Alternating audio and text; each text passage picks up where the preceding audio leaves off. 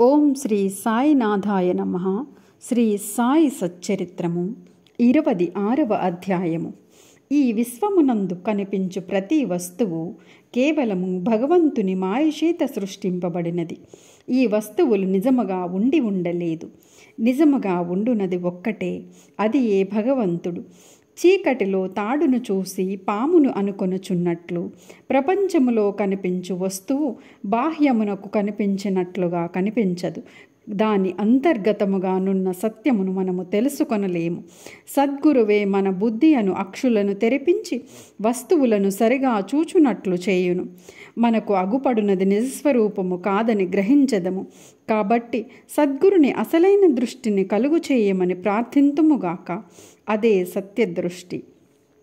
ఆంతరిక పూజ. హేమాడ్ పంత్ మనకొక కొత్త రకము పూజా విధానము బోధించుచున్నారు.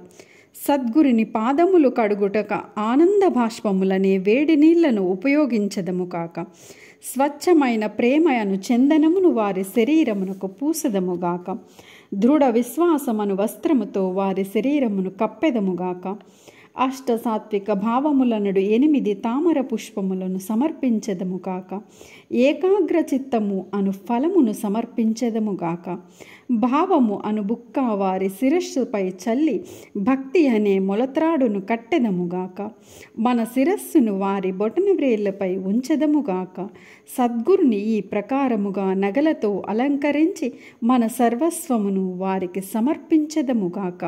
అట్టి ఆనందకరమైన పూజ చేసిన పిమ్మట ఇటులు ప్రార్థించదముగాక. మా మనస్సును అంతర్ముఖము చేయము, దాని లోపలి వైపు పోవునట్లు చేయము. నిత్యానిత్యములకు గల తారతమ్యములు తెలుసుకొన శక్తిని దయచేయము.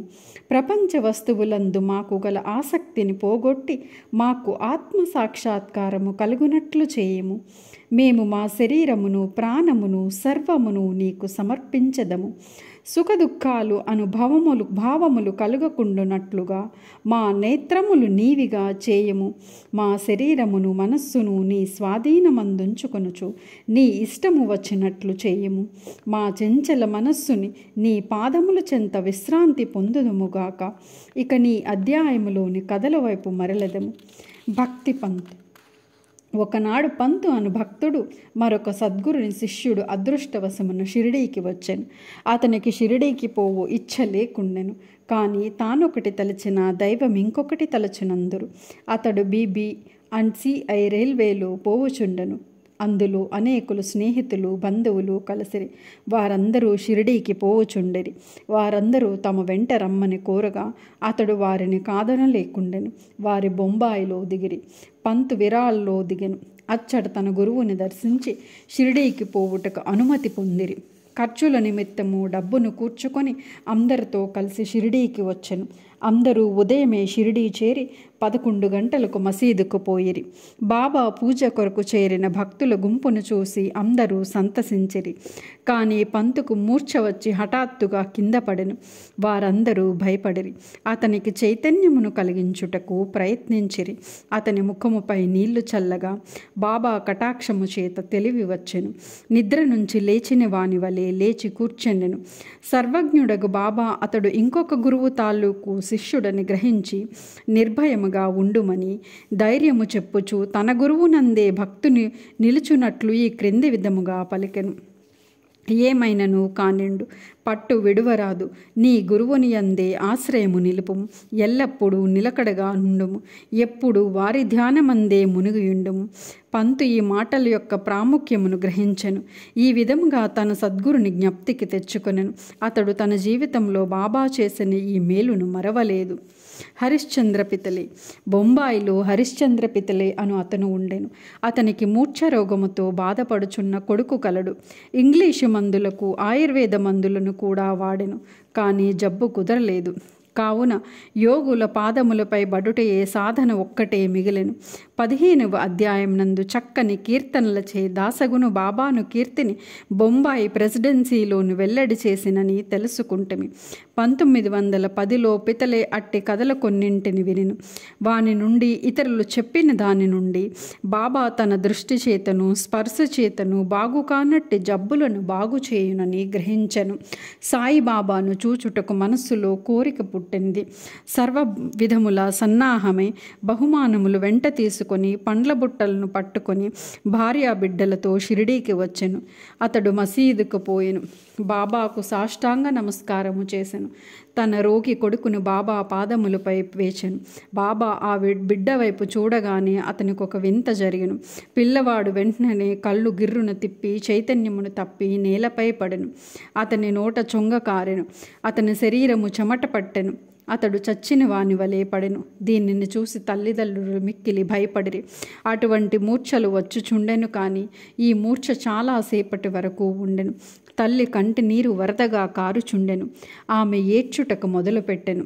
ఆమె స్థితి దొంగల నుండి తప్పించుకొనవలన ఒక గృహములోనికి పరిగెత్తగా అది తన నెత్తిపై పడినట్లు పులికి భయపడి పారిపోయి కషాయవాని చేతిలో పడిన ఆవు వలె ఎండచేత బాధపడి చెట్టు నీడకపోగా అది నది బాటసారిపై పడినట్లు లేదా భక్తుడు దేవాలయంకు పోగా అది వానిపై కూలినట్లుండెను. ఆమె ఇట్లా ఏడ్చుచుండగా బాబా ఆమెను ఇటులు ఓదార్చెను. ఇటులు ఏడ్వవలదు, కొంతసేపు ఆగుము, ఓపికతో నుండుము, కుర్రవానికి బసకు తీసుకొని పొమ్ము, అరగంటలో వానికి చైతన్యము వచ్చును. బాబా చెప్పిన ప్రకారము వారు నెరవేర్చిరి. బాబా మాటలు యథార్థములయ్యను. వాడాలోనికి తీసుకొని పోగానే కుర్రవానికి చైతన్యము వచ్చెను. పితలే బాబా దర్శనమునకై భార్యతో మసీదుకు వచ్చెను. వారు బాబా పాదములకు వినయముతో సాష్టాంగ నమస్కారము చేసి వారి పాదములను ఒత్తుచూ కూర్చుండిరి. మనసులో బాబా చేసిన ఉపకారమునకు నమస్కరించుచుండిరి. బాబా చిరునవ్వుతో ఇట్లనిరి, నీ ఆలోచనలు, సంశయములు, భయోత్పాతములు ఇప్పుడు చల్లబడినవా? ఎవరికైతే నమ్మకము, ఓపిక కలదో వారిని తప్పక భగవంతుడు రక్షించును. పితలే ధనుకుడు, మరి దయ కలవాడు. అతడందరినీ అపిరంతంగా మిఠాయి పంచిపెట్టెను. బాబాకు చక్కని పండ్లను తాంబూలమునిచ్చెను. పితలే భార్య సాత్వికురాలు. ఆమె నిరాడంబరత, ప్రేమ, భక్తితో నిండి ఉండెను. ఆమె స్తంభమునకు దగ్గరగా కూర్చొని బాబా వైపు దృష్టి నిగర్చి కండ్ల నుండి ఆనంద బాష్పములను రాల్చుచుండెను. ఆమె స్నేహ ప్రేమ భావములను కని బాబా మిక్కిలి సంతుష్టి చెందెను. దేవుని వలె యోగీశ్వరులు కూడా తమ భక్తులపైన ఆధారపడెదరు. ఏ భక్తుడు హృదయపూర్వకమును మనఃపూర్వకమును పూజించి శరణు వేడునో వానికే భగవంతుడు తోడ్పడును. వారు కొద్ది రోజులు బాబా వద్ద సుఖముగా ఉన్న పిమ్మట ఇంటికి పోవ నిశ్చయించి బాబా దర్శనమునకై మసీదుకు వచ్చిరి. బాబా వారికి ఊదీ ప్రసాదమిచ్చి ఆశీర్వదించెను. పితలేను దగ్గరికి పిలిచి ఇట్లనెను, బాపు, అంతకుముందు 2 రూపాయలు ఇచ్చి ఉంటిని, ఇప్పుడు 3 రూపాయలు ఇచ్చుచున్నాను. వీనిని మీ పూజా మందిరంలో పెట్టుకొని పూజింపుము, నీవు మేలు పొందెదవు. పితలే వీనిని ప్రసాదముగా అంగీకరించెను. బాబాకు సాష్టాంగ నమస్కారము చేసి ఆశీర్వాదములకై ప్రార్థించెను. ఇదే తాను షిరిడీ పోవిట మొదటిసారి గనుక అంతకుముందు 2 రూపాయలు ఇచ్చెనను బాబా మాటల అర్థమును గ్రహింపలేకుండెను. దీనిని తెలుసుకొనవలనని కుతూహలపడెను. కానీ బాబా ఊరకుండెను. స్వగృహమునకు పోయిన పిమ్మట తన ముదుసలి తల్లికి ఈ వృత్తాంతమంతయు చెప్పి బాబా అంతకుముందు 2 రూపాయలు ఇచ్చినను. అది ఏమి అడిగను. ఆమె పుత్రునితో ఇట్లన్ను, నీ కొడుకుతో నీవిప్పుడు షిరిడీకి పోయినట్లు నీ తండ్రి నిన్ను తీసుకొని అక్కల్ కోట్కర్ మహారాజు గారి వద్దకు పోయిను. ఆ మహారాజు కూడా సిద్ధపురుషుడు, పూర్ణయోగి, సర్వజ్ఞుడు, దయాళువు. మీ తండ్రి నిర్మలమైన భక్తుడు కనుక ఆయన పూజను స్వామి ఆమోదించిరి.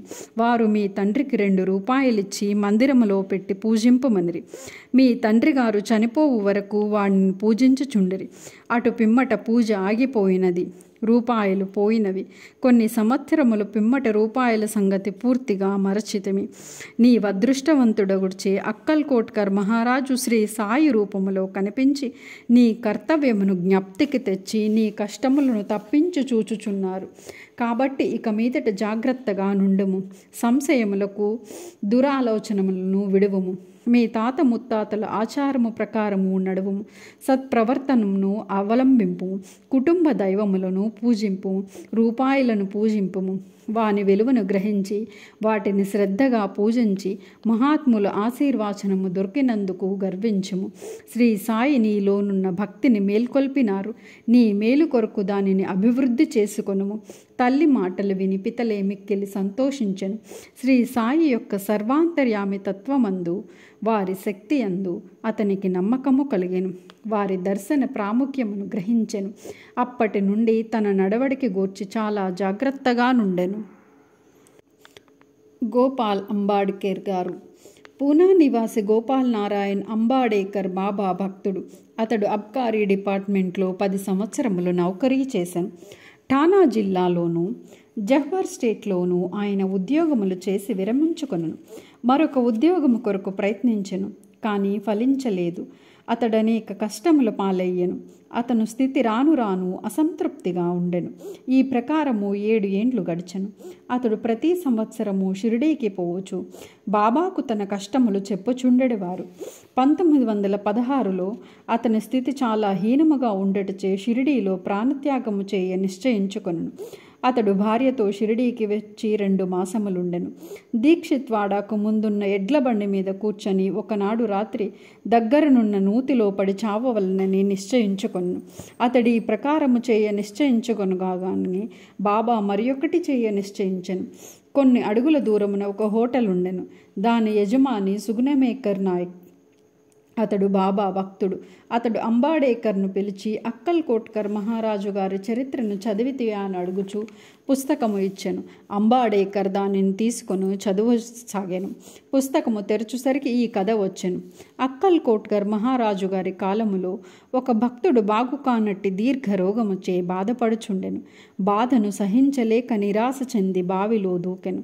వెంటనే మహారాజు వచ్చి వానిని బావిలో నుంచి బయటకు తీసి ఇట్లన్ను: గత జన్మ పాపపుణ్యములను నీవు అనుభవించక తప్పదు. కర్మానుభవము పూర్తి కానున్నచో ప్రాణత్యాగము నీకు తోడ్పడదు. నీవింకొక జన్మమెత్తి బాధను అనుభవించవలను. చచ్చుటకు ముందు కొంతకాలమేల నీ కర్మను అనుభవించరాదు. గత జన్మముల పాపములను ఏల తుడిచివేయరాదు. దానిని శాశ్వతముగా పోవునట్లు చేయము. సమాయోచితుడైన ఈ కథను చదివి అంబాడేకర్ మిగులు ఆశ్చర్యపడెను. వాని మనస్సు కరిగెను. బాబా సలహా ఈ ప్రకారముగా లభింపచంచో వాడు చచ్చియేయుండెను.